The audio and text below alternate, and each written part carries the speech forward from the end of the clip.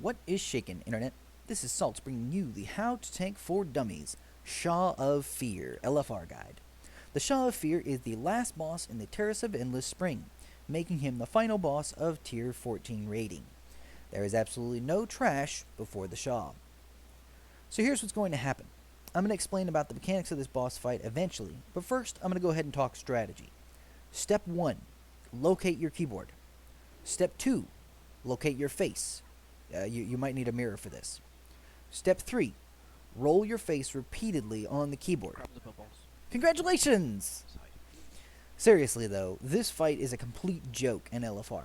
Let's give a rundown of the boss's Minor abilities. rage energy. First, When you Sha use it. isn't really tauntable or But it's tankable, just that as he will don't forget focus on that whoever is that, the Pillar of Light. The person standing they're in going to go back the on the big ad circle and in the be- middle of the arena will actually become the Pillar of Light. Basically, this just means that the boss is focusing you, and you get some damage reduction to boot. Main tank should run into this circle as soon as the fight starts, or really he should run into the circle to start the fight. After a second or so, the off tank should run in there and taunt. The first big move is Breath of Fear. This move should literally do nothing to the tanks, as standing in the circle of light or the big cone behind the circle of light towards the front of the platform, that nullifies the attack. That makes this Breath of Fear do absolutely nothing to you. The only way to actually get hit by this attack is to stand off to the side, outside of the circle or outside of the cone behind you, which you shouldn't ever really be doing. It does a huge amount of damage and fears you for a few seconds. The next big move is Ominous Cackle. This is a kind of silly move that basically takes 5 people from the raid over to the side of the to a platform off to the side, spawning a new ad for you to kill. This move will always take 1 tank, 1 healer, and 3 DPS, which means that it will turn you into a little 5-man group, killing up a little mini-boss. This shouldn't be hard, as these guys really don't do too much, but there are a few things to point out. The mini-boss creates bubbles on the platform he's hanging out on, and these bubbles do good things for you. I believe they actually refresh your resource, be it rage, mana, energy, whatever, and may or may not give you a DPS and healing increase. I can't really be sure.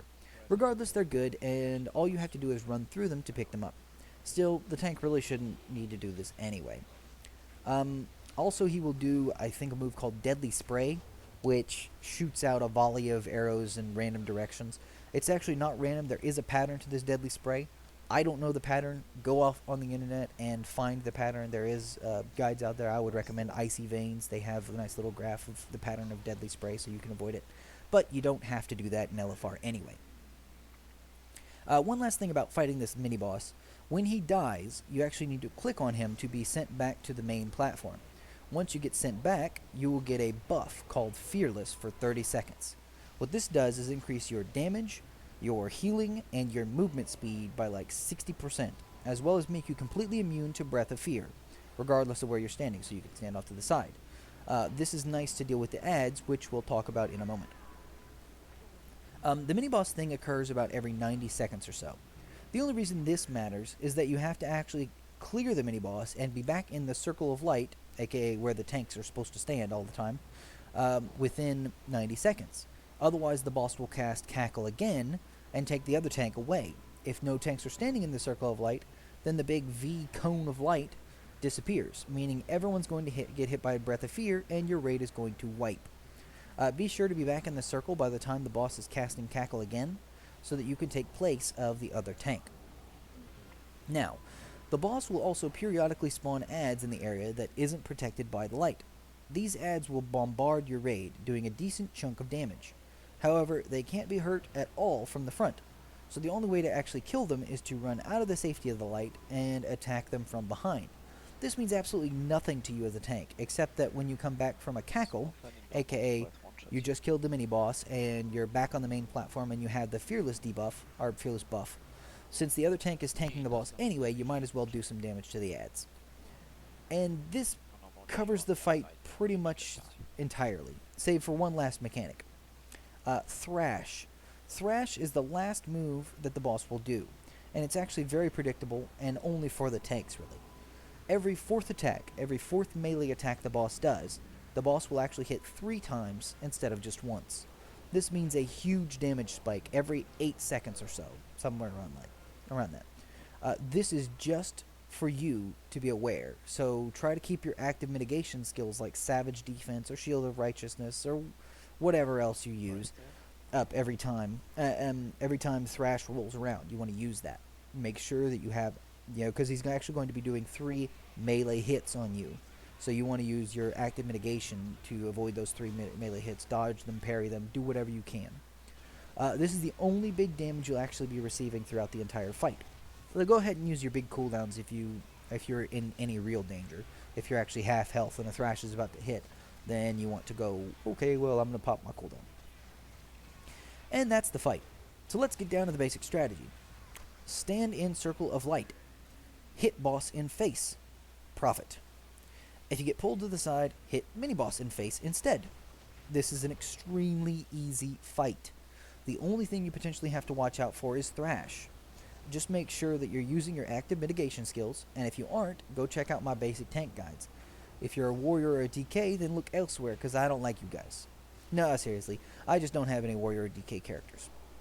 For those of you progressing on normal, if you're here, then you're going to understand the meaning of pain.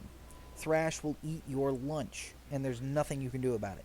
Because it's like the playground bully, except he paid off all the teachers to look the other way.